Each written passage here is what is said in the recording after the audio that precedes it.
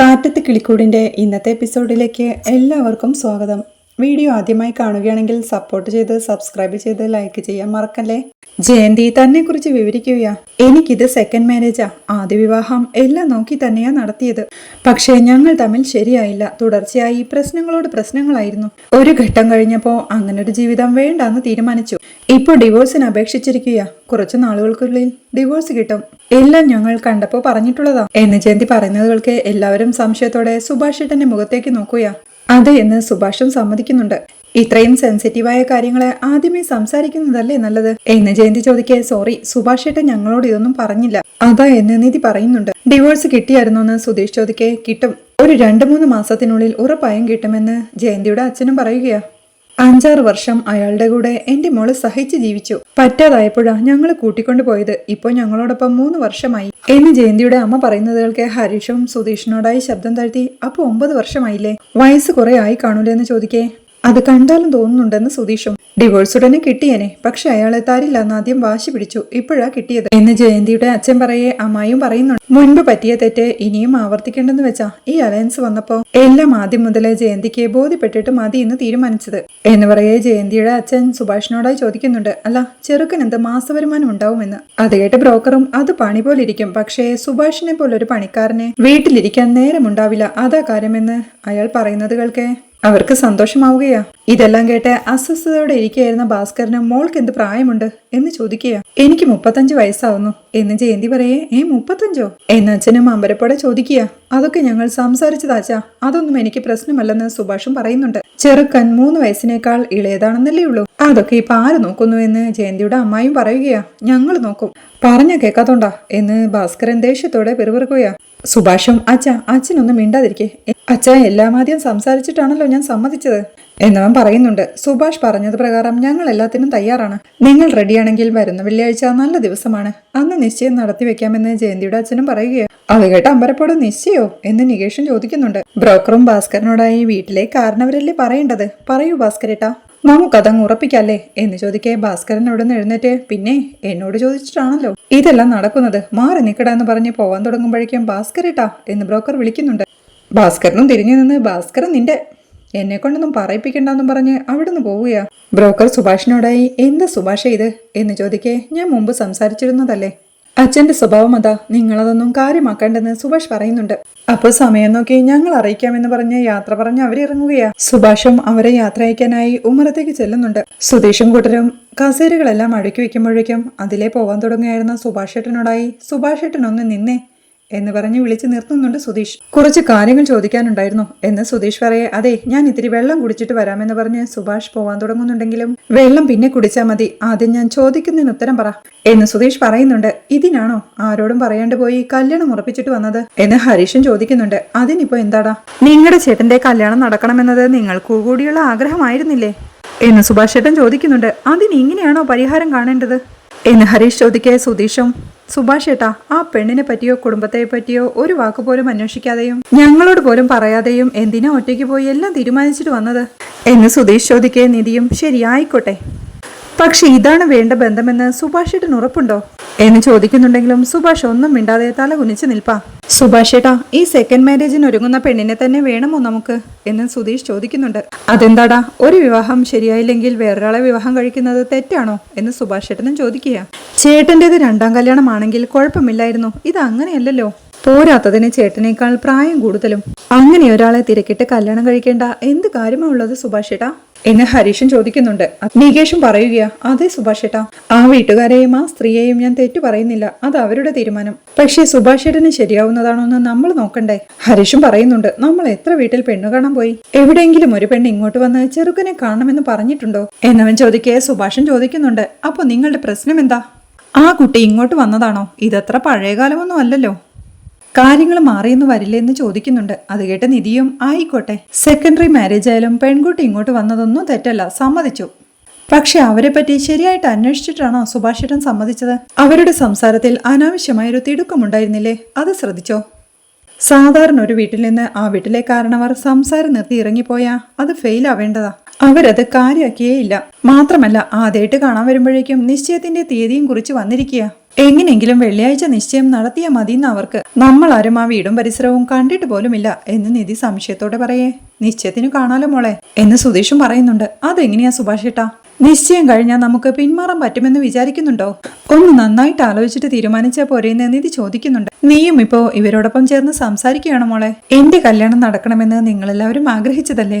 അവരത്രയ്ക്ക് തിടുക്കമൊന്നും കാണിച്ചില്ല മോളെ. ഞാൻ കുറെ നാളായിട്ട് ബ്രോക്കറോട് കാര്യങ്ങൾ സംസാരിക്കുന്നതല്ലേ എന്ന് സുഭാഷും പറയുന്നുണ്ട്. അത് കേട്ട് സുധീഷും ശരി സമ്മതിച്ചു. പക്ഷെ എന്തിനാ ഇത്ര പെട്ടെന്ന് നിശ്ചയം നടത്തണേ? ഡിവോഴ്സ് കിട്ടാൻ 3 മാസം കൂടി വേണമെന്നവർ പറഞ്ഞതല്ലേ? അത് കിട്ടിയതിനു ശേഷം നിശ്ചയം നടത്തിയാ പോരെയെന്ന് സുധീഷ് ചേട്ടൻ പറയുന്നത് കേൾക്കെ മതി എന്ന് ഹരീഷും നികേഷും സമ്മതിക്കുക. എടാ അവര് പറഞ്ഞില്ലേ അത് നല്ലൊരു ദിവസമാണെന്ന് എന്ന് സുഭാഷ് ചേട്ടൻ പറയേ. ആ ദിവസം ഇല്ലെങ്കിൽ പിന്നെ ജീവിതത്തിൽ നല്ലൊരു ദിവസം ഇല്ലായിരിക്കും അല്ലേ എന്ന് ഹരീഷും ചോദിക്കുക. ഇത് ശരിയാവൂല സുഭാഷ് ചേട്ടാ എന്ന് നികേഷും പറയുകയാ.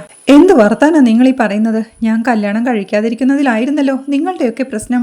ഇപ്പൊ കഴിക്കാൻ തീരുമാനിച്ചപ്പോ അതും പ്രശ്നമായോ എന്ന് സുഭാഷ് ചേട്ടനും ചോദിക്കുക. സുഭാഷ് ചേട്ടൻ കല്യാണം കഴിച്ച് കുടുംബമായിട്ട് കഴിയണം. പക്ഷെ അത് ഇങ്ങനെയാണോ വേണ്ടതെന്നതിലാ സംശയം. ആ വീട്ടുകാരെന്തൊക്കെയോ മറക്കുന്നുണ്ട്, അത് ഉറപ്പാണെന്ന് നിധി പറയേ.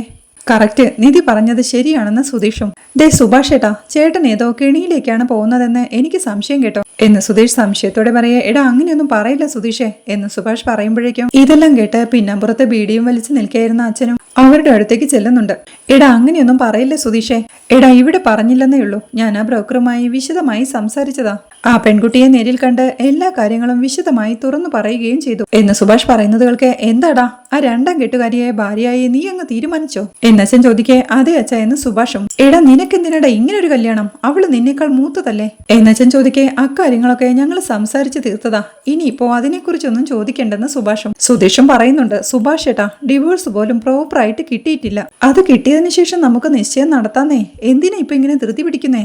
അവരിപ്പോ ഇത്രയും വർഷം കാത്തിരുന്നില്ലേ? ഇനിയിപ്പോ കുറച്ച് നാളുകൂടിയല്ലേ ഉള്ളൂ. അതിപ്പോ ചെയ്യാൻ മാത്രം എന്താ തടസ്സമുള്ളേ എന്ന് സുധീഷും ചോദിക്കുന്നു. അച്ഛനും പറയുന്നുണ്ട്. എടാ ഭാസ്കരൻ കുറെ ആളുകളെ കണ്ടിട്ടുള്ളതാ. ആ അനുഭവം വെച്ച് പറയുകയാ. ആ കുടുംബം പെശക. അച്ഛനും അമ്മയും അമ്മായിയും ആ പെണ്ണുമടക്കം എല്ലാം കുഴപ്പക്കാരാ. ഓർമ്മ വെച്ചോ നീ.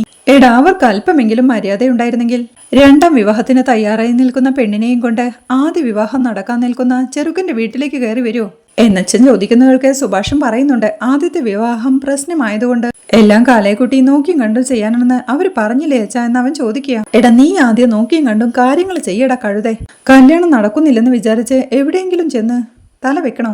എടാ ഇത് നിന്റെ ജീവിതമാ, നീയാ ശ്രദ്ധിക്കേണ്ടത്, പറഞ്ഞില്ലെന്ന് വേണ്ട എന്ന് താക്കീതോടെ പറഞ്ഞ് അച്ഛൻ അവിടുന്ന് പോവുകയാ. സുഭാഷും എല്ലാവരോടുമായി അച്ഛൻ അങ്ങനെയൊക്കെ പറയും, നിങ്ങൾ അത് കാര്യമാക്കേണ്ട, എല്ലാം നല്ല നിലയിലാവും, നിങ്ങൾ നിങ്ങളുടെ കാര്യങ്ങൾ നോക്ക് ചെല്ലെന്ന് പറഞ്ഞ് സുഭാഷ് അവിടുന്ന് പോവുകയാ.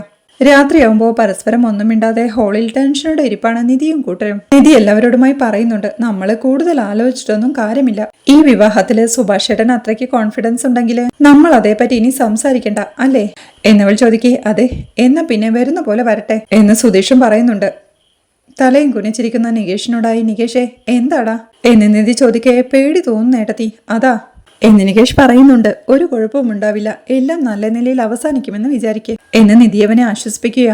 അത് കേട്ട് സുധീഷും മതി, ഇനിയിപ്പോ നമുക്ക് ഇത് തന്നെ ചർച്ച ചെയ്യേണ്ട ആവശ്യമുണ്ട്. സുഭാഷ് ചേട്ടൻ കേട്ട ആൾക്കും അത് വിഷമമാവും. ഞാനൊന്ന് പുറത്തു പോയിട്ട് വരാമെന്ന് പറഞ്ഞ് സുധീഷ് എഴുന്നേൽക്കുമ്പോഴേക്കും ഞാനുമുണ്ട് സുധീഷ് ചേട്ടാ, എനിക്ക് ഇവിടെ ഇരിക്കാൻ തോന്നണില്ലെന്ന് ഹരീഷ് പറയേ. എന്നാ വാ എന്ന് പറഞ്ഞ് സുധീഷ് അവനെയും വിളിക്കുക. നിധിയും നികേഷിനെ വിളിക്കുന്നുണ്ട്. വാ നികേഷേ, നമുക്ക് എന്തെങ്കിലും ഉണ്ടാക്കാം, രാത്രി കഴിക്കാൻ ഒന്നും ഇവിടെ ഇരിപ്പില്ലെന്ന്. വിശപ്പില്ല എടുത്തി എന്ന് നികേഷും. നിനക്ക് വേണമെങ്കിൽ കഴിക്കാതിരിക്കാം, പക്ഷേ ഇന്ന് സുഭാഷ് ചേട്ടൻ എന്തെങ്കിലും ഉണ്ടാക്കി കൊടുത്തേ പറ്റൂ. നമ്മൾ എല്ലാവരും എതിർത്തു നിന്നത് ആളെ നന്നായി വേദനിപ്പിച്ചിട്ടുണ്ട്. അകത്ത് ചെന്ന് കിടക്കാൻ തുടങ്ങിയിട്ട് നേരം കുറെ ആയില്ലേ, നീ വാ എന്ന് പറഞ്ഞ് നിധി അവനെയും വിളിച്ച് അടുക്കളയിലേക്ക് പോവുകയാണ്. രാവിലെ നിധി അടുക്കളയിൽ ചായ ഉണ്ടാക്കി കുടിക്കുമ്പോഴാണ് സുഭാഷ് ചേട്ടൻ അങ്ങോട്ട് വരുന്നത്. ആ മോള് ചായയൊക്കെ ഇട്ടോ എന്ന് സുഭാഷ് ചേട്ടൻ ചോദിക്കേ. സുഭാഷ് ചേട്ടനും എടുക്കട്ടെ എന്ന് നിധി ചോദിക്കുക. അവൻ സമ്മതിക്കുമ്പോഴേക്കും നിധി അവന് ചായ എടുത്തു കൊടുക്കുക. ചായ കുടിച്ചുകൊണ്ട് കൊള്ളാമെന്ന് അവൻ ആംഗ്യം കാണിക്കുമ്പോഴാണ് സുഭാഷ് ചേട്ടാ, ഞാനൊരു കാര്യം ചോദിക്കട്ടെ, സത്യം പറയണമെന്ന് നിധി പറയുന്നു. ഞാൻ എന്തിന് കള്ളം പറയണമെന്ന് സുഭാഷും ആ വിശ്വാസത്തിലാ ചോദിക്കുന്നത്. തെറ്റായിട്ട് എടുക്കരുത്, എന്നാലും ഞാൻ ചോദിക്കുക, സുഭാഷ് ചേട്ടന് ശരിക്കും മനസ്സുകൊണ്ട് ഇഷ്ടപ്പെട്ടിട്ടാണോ ഈ കല്യാണം നിശ്ചയിച്ചത് എന്നവളുടെ ചോദ്യം കേൾക്കെ. എന്താ മോളെ എല്ലാവരും ഇത് തന്നെ ചോദിക്കുന്നത് എന്ന് സുഭാഷ് ചേട്ടൻ ചോദിക്കുക. ശരിക്കും മനസ്സുകൊണ്ട് സന്തോഷിച്ചാണോ ഈ തീരുമാനം എടുത്തത് എന്നവൾ ചോദിക്കേ. എനിക്ക് സന്തോഷം തന്നെയാ മോളെ എന്ന് സുഭാഷും. പ്രത്യേകിച്ച് എന്തെങ്കിലും കാരണം കൊണ്ട് എടുത്തതല്ലോ അല്ലേ എന്ന് നിധി വീണ്ടും സംശയത്തോടെ ചോദിക്കുക. കുട്ടി ഡിവോഴ്സ് ആകാൻ പോകുന്നത് കൊണ്ടാണോ?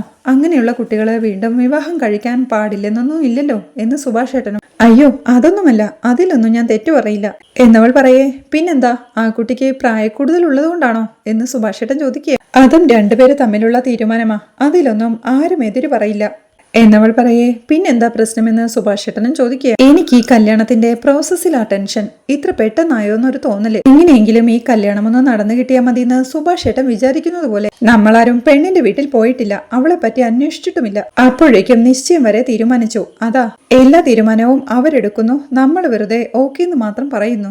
ആ കുട്ടി നമ്മുടേത് പോലുള്ളൊരു ജോയിന്റ് ഫാമിലിയിൽ കഴിയാൻ തീരുമാനിക്കോ സുഭാഷേട്ടാ? അതൊക്കെ സംസാരിച്ചിട്ടുണ്ടോ എന്ന് നിധി ചോദിക്കുക. അതൊക്കെ ഞാൻ പറഞ്ഞിട്ടുണ്ട് മോളെ. ഞാനും അനിയന്മാരും അവസാനം വരെ ഒരുമിച്ച് താമസിക്കുന്ന ഞാൻ പറഞ്ഞിട്ടുണ്ട്. എനിക്കുള്ള ഒരേ ഒരു ഡിമാൻഡ് അത് മാത്രമായിരുന്നു. അതിന് ആ കുട്ടി ഓക്കെയാണ് എന്നവൻ പറയേ. ഉറപ്പാണോ എന്ന് നിധിയും ചോദിക്കുക. ഉവ്വ് മോളെ, അതുകൊണ്ട് ആ കുട്ടി വന്ന് വീടെല്ലാം കണ്ടിട്ട് പോയത്.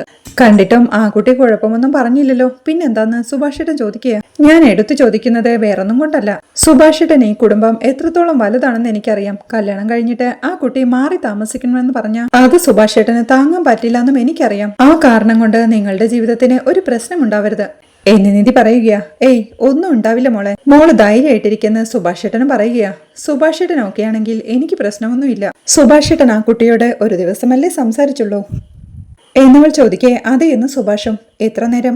ഒരമണിക്കൂർ എന്ന് സുഭാഷ് പറയേ. അതിൽ പിന്നെ സംസാരിച്ചിട്ടേ ഇല്ല എന്ന് നിധിയും ചോദിക്കുന്നുണ്ട്. ഇല്ല, എന്ത് എന്ന് സുഭാഷ്. അല്ല, നിങ്ങൾ തമ്മിലുള്ള കാര്യങ്ങളൊക്കെ സംസാരിക്കാൻ അരമണിക്കൂർ മതിയോ എന്നവൾ ചോദിക്കേ. അത് ധാരാളമല്ലേ മോളെ, അത് ഞങ്ങൾ എല്ലാ കാര്യങ്ങളും പറഞ്ഞു, എന്താ ഒരു സംശയം എന്ന് സുഭാഷൻ ചോദിക്കുക. ഏയ് ഒന്നുമില്ല, നിങ്ങൾ രണ്ടുപേരും കല്യാണം കഴിക്കാൻ പോവല്ലേ, സംസാരിക്കാൻ ഒരുപാട് കാരണങ്ങൾ ഉണ്ടാവില്ലേ, രണ്ടുപേരുടെയും ഇഷ്ടവും താല്പര്യങ്ങളും ഒക്കെ മനസ്സിലാക്കണ്ടേ. എനിക്ക് തന്നെ ഇപ്പോ എത്ര സംശയങ്ങളാ, അതൊക്കെ നിങ്ങൾക്കും ഉണ്ടാവില്ലേ. സുഭാഷേട്ടൻ ആ കുട്ടിയോട് സംസാരിക്കാൻ തുടങ്ങണം. നിശ്ചയം കഴിഞ്ഞാലും വിവാഹത്തിന് സമയമുണ്ടല്ലോ, എല്ലാ കാര്യങ്ങളും തുറന്ന് സംസാരിക്കണം. എല്ലാം കഴിഞ്ഞിട്ട് പിന്നെ ജീവിതത്തിൽ ഒരു പ്രശ്നം ഉണ്ടാവരുത്. സുഭാഷേട്ടന്റെ ജീവിതത്തിൽ ഒരു പോറൽ പോലും ഉണ്ടാവരുതെന്ന് ഇവിടെ എല്ലാവരും ആഗ്രഹിക്കുന്നുണ്ട്. അതുകൊണ്ട് പറയുന്നതാ, തെറ്റായി എടുക്കരുത്. ശരിയെന്ന് പറഞ്ഞ് നിധി അവിടുന്ന് പോവുകയാ. സുഭാഷും ടെൻഷനോടെ ആലോചനയോടെ അടുക്കളയിൽ തന്നെ നിൽപ്പാ. പിന്നീട് ഓഫീസിൽ പോവാൻ റെഡിയായി നിധി സ്കൂട്ടിയെല്ലാം എടുത്ത് തുടച്ചു വൃത്തിയാക്കുകയാ. ഇതെന്താ വണ്ടിയൊക്കെ തുടയ്ക്കുന്നേ എന്ന് പറഞ്ഞുകൊണ്ട് സുധീഷും മുറ്റത്തേക്ക് ഇറങ്ങി ചെല്ലുന്നുണ്ട്. വണ്ടിയിലാണോ പോകുന്നതെന്ന് സുധീഷ് ചോദിക്കേ. അതെ എന്ന് നിധി. അല്ല, സാധാരണ ബസ്സിലാണല്ലോ പോവാറുള്ളത്, അതുകൊണ്ട് ചോദിച്ചതായെന്ന് സുധീഷും. ഇതെന്താ വെറുതെ മൂടിയിടാൻ വേണ്ടി വാങ്ങിയതാണോ എന്നവൾ ദേഷ്യത്തോടെ ചോദിക്കേ. ഇയാള് തന്നെയല്ലേ പറഞ്ഞത് റോഡിൽ മുഴുവൻ വലിയ വണ്ടികളാണെന്നും വെയിൽ കൊള്ളുന്നു, മഴ പ്രശ്നമാന്നൊക്കെ എന്നവൻ ചോദിക്കേ. പറഞ്ഞതൊക്കെ തന്നെയാ എന്ന് വെച്ച് എനിക്കിന്ന് വണ്ടിയിൽ പോകാൻ തോന്നുന്നു, എന്തേലും പ്രശ്നമുണ്ടോ എന്ന് നിധിയും ചോദിക്കേ. അയ്യോ എനിക്കെന്ത് പ്രശ്നം, എനിക്കൊരു പ്രശ്നവുമില്ലെന്ന് സുധീഷും. അല്ല നിധി, ഞാൻ തുടച്ചു തരണോ എന്ന് സുധീഷ് ചോദിക്കേ. സഹായിക്കണമെന്നില്ല എന്നവളും. സ്കൂട്ടി എല്ലാം തുടച്ചു കഴിഞ്ഞ് അവൾ തന്റെ ബാഗ് എടുത്ത് സ്കൂട്ടിയിൽ കയറാൻ തുടങ്ങുമ്പോഴേക്കും സുധീഷും ചോദിക്കുന്നുണ്ട്. അല്ല, ബസ്സിൽ പോവാത്തന്റെ കാരണം പറഞ്ഞില്ലെന്ന്. ബസ് സ്റ്റോപ്പിലെ ചില അലവലാദികൾ വായി നോക്കുന്നതേ, അത് ഒഴിവാക്കാനാ. എന്താ മതിയോ എന്നവൾ ചോദിക്കേ. പറയുന്നത് എന്നെ പറ്റിയാണ്, എന്നാലും സാരമില്ല കേൾക്കാം എന്ന് മനസ്സിൽ പറഞ്ഞ്. അല്ല നിധി, ആരാ അവിടെ അങ്ങനെ വന്നു നിൽക്കുന്നതെന്ന് സുധീഷ് ചോദിക്കുന്നുണ്ട്. അലവലാതി എന്ന് പറഞ്ഞില്ലേ, അപ്പൊ അറിഞ്ഞൂടെ എന്ന് ചോദിച്ചവൾ സ്കൂട്ടി സ്റ്റാർട്ട് ചെയ്യാൻ തുടങ്ങുന്നുണ്ടെങ്കിലും അത് സ്റ്റാർട്ട് ആവുന്നില്ല. എന്തുപറ്റി, സ്റ്റാർട്ട് ആവുന്നില്ലേ? ഒന്നുകൂടി ശ്രമിച്ചു നോക്കുന്നേ, ഞാൻ വേണമെങ്കിൽ നോക്കിത്തരാം കേട്ടോ എന്ന് സുധീഷ് പറയുന്നുണ്ടെങ്കിലും വേണ്ട, ഞാൻ ചെയ്തോളാം കേട്ടോ എന്ന് പറഞ്ഞവൾ വീണ്ടും സ്കൂട്ടി സ്റ്റാർട്ട് ചെയ്യാൻ തുടങ്ങുകയാ. സ്റ്റാർട്ട് ആവാത്തത് കണ്ട് നിധി, ഇത് കേടാണെങ്കിൽ ഞാൻ ബസ് സ്റ്റോപ്പിൽ കൊണ്ടുവിടാം കേട്ടോ, അല്ലെങ്കിൽ അവിടെ നിന്ന് ഓട്ടോ കയറ്റി വിടാം എന്നവൻ പറയേ. നിധിയും ദേഷ്യത്തോടെ നിങ്ങൾക്ക് എന്താ പ്രശ്നം എന്നവൾ ചോദിക്കുന്നുണ്ട്. സുധീഷും ഒരു ചിരിയോടെ, അല്ല എനിക്ക് എന്തായാലും ബസ് സ്റ്റോപ്പിൽ പോകണം, അവിടെ ഗായത്രി, ഓ അല്ല ഗായു ഉണ്ടാവേ, അവളെ ഒന്ന് കാണും. എന്നെ കാത്തു നിൽക്കുന്നവളെ നിരാശപ്പെടുത്തതല്ലോ. ഏതായാലും ഞാൻ അവിടം വരെ പോവല്ലേ, അതുകൊണ്ട് ഒരു സഹായം എന്ന നിലയിൽ ഞാൻ നിധി അവിടെ വിട്ടാക്കാമെന്ന് പറഞ്ഞതാണേ എന്ന് സുധീഷ് പറയുന്നതുകൾക്ക് ദേഷ്യത്തോടെ നിധി സ്കൂട്ടി നിറങ്ങി അത് കാൽ കൊണ്ട് ചവിട്ടി സ്റ്റാർട്ട് ചെയ്ത് വണ്ടിയിൽ കയറുമ്പോഴേക്കും സുധീഷും പറയുന്നുണ്ട്. അതെ, ഒരു കാര്യം ചോദിക്കാനുണ്ടായിരുന്നു. ഈ ഡ്രസ് എങ്ങനെയുണ്ട്? അല്ല, ഗായുവിന് ഈ കളർ ഇഷ്ടാവോന്നറിയില്ല, അതുകൊണ്ട് ചോദിച്ചതാ എന്നവൻ പറയേ. അവൾക്കിഷ്ടാവോന്ന് അവളോട് ചോദിക്കണം, അല്ലാതെ എന്നോടല്ല ചോദിക്കേണ്ടത് എന്ന് ദേഷ്യത്തോടെ പറഞ്ഞവൾ വണ്ടിയും എടുത്ത് പോവുകയാണ്. അവൾ പോകുന്നത് നോക്കി ചിരിയോടെ സുധീഷും മനസ്സിൽ പറയുന്നുണ്ട്. അപ്പോൾ ഞാൻ മറ്റൊരാളെ ഇഷ്ടമാണെന്ന് പറയുന്നത് പിടിക്കുന്നില്ലല്ലേ, അതിനർത്ഥം ഉള്ളിൽ എന്നോട് ഇഷ്ടമുണ്ടെന്നല്ലേ, ഞാൻ ദേ പിന്നാലെയുണ്ട് എന്ന് പറഞ്ഞ് ബൈക്കും എടുത്ത് അവളുടെ പുറകെ പോവുകയാണ്. പിന്നീട് റോഡിൽ അവളുടെ കൂടെ അവൻ ബൈക്ക് ഓടിച്ചു വരുന്നത് കണ്ട് എന്താ നിങ്ങൾ ഈ കാണിക്കുന്നത് എന്നത് ചോദിക്കുന്നുണ്ട്. വെറുതെ ഒരു കമ്പനിക്ക് വേണ്ടി വന്നതാ എന്നവൻ പറയേ. എനിക്കിപ്പോ അങ്ങനെ ഒരു കമ്പനി വേണ്ട, നിങ്ങളുടെ ബൈക്കിൽ സ്പീഡ് ഉള്ളതല്ലേ, ഓടിച്ചു പോയിക്കൂടെ എന്നവൾ ചോദിക്കുന്നവൾക്ക് മുന്നിലും പിന്നിലുമല്ല ഒപ്പം വരാനാ എനിക്കിഷ്ടം എന്നവൻ പറയേ എന്ത് എന്ന് നിധിയും ദേഷ്യത്തോടെ ചോദിക്കുക. അല്ല വേണമെങ്കിൽ ഞാൻ പിന്നാലെ വരാന്ന് പറയായിരുന്നു എന്ന് സുധീഷും. പിന്നിലും വേണ്ട മുന്നിലും വേണ്ട, ഒന്ന് വേഗം പോയാ മതി എന്നവൾ പറയേ. അല്ല എനിക്ക് തിരക്കില്ല, എനിക്ക് കാണേണ്ടയാളെ ബസ് സ്റ്റോപ്പിൽ തന്നെ ഉണ്ടാവും, എങ്ങോട്ടും പോവില്ല എന്നവൻ ചിരിയോടെ പറയുക. ഓ ഒരാള് മുഖം കണ്ടാലും മതി എന്നവൾ പറയുന്നവൾക്ക് എന്താ പറഞ്ഞേ എന്ന് സുധീഷും ചോദിക്കുന്നുണ്ട്. നിങ്ങൾ കേൾക്കാനുള്ളതൊന്നും പറഞ്ഞില്ല എന്ന് നിധിയും പറയുന്നുണ്ട്. തമ്മിൽ വഴക്കടിച്ച് വണ്ടിയും ഓടിച്ചു പോകുന്ന സുധീഷിനെയും നിധിയെയും കാണിക്കുന്നിടത്താണ് ഈ എപ്പിസോഡ് അവസാനിക്കുന്നത്. വീഡിയോ ഇഷ്ടമായാൽ സപ്പോർട്ട് ചെയ്ത് സബ്സ്ക്രൈബ് ചെയ്ത് ലൈക്ക് ചെയ്യാൻ മറക്കല്ലേ.